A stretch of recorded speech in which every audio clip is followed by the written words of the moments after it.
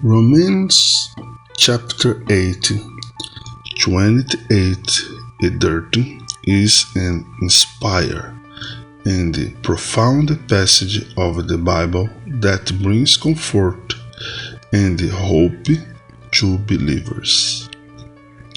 These verses speak about God's sovereign plan in our lives, revealing His redemptive purpose and the assurance that all things work together for the good of those who love Him.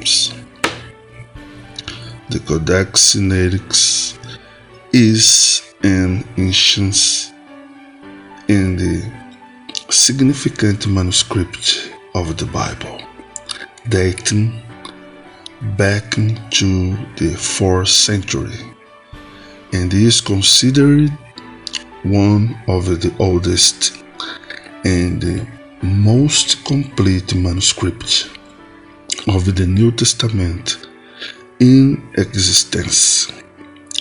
The website related to the Codex Sinaiticus provides detailed and relevant information about the history and the content of this manuscript. When examine the content of the Romans chapter 8, 28 and 30 in the Codex Sinaiticus, it is interesting to note that these verses are consistently preserved in the line with modern version of the Bible. This demonstrates the fidelity in transmitting this teaching throughout the century. Profound comments of these verses can explore the theological and practical significance within them.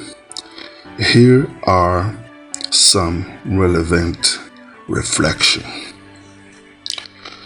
God's sovereign plan. These verses reveal God's sovereignty in all things. He has the power to use even the most challenging situations to fulfill His purposes and bring about good for those who love Him. God's love. These verses remind us of God's immense love for us. He is constantly working on our behalf, even when we may not fully understand His work.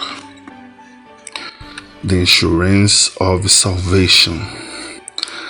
The sequence of the verse indicates that those whom God predestinated, called, justified, will also be glorified.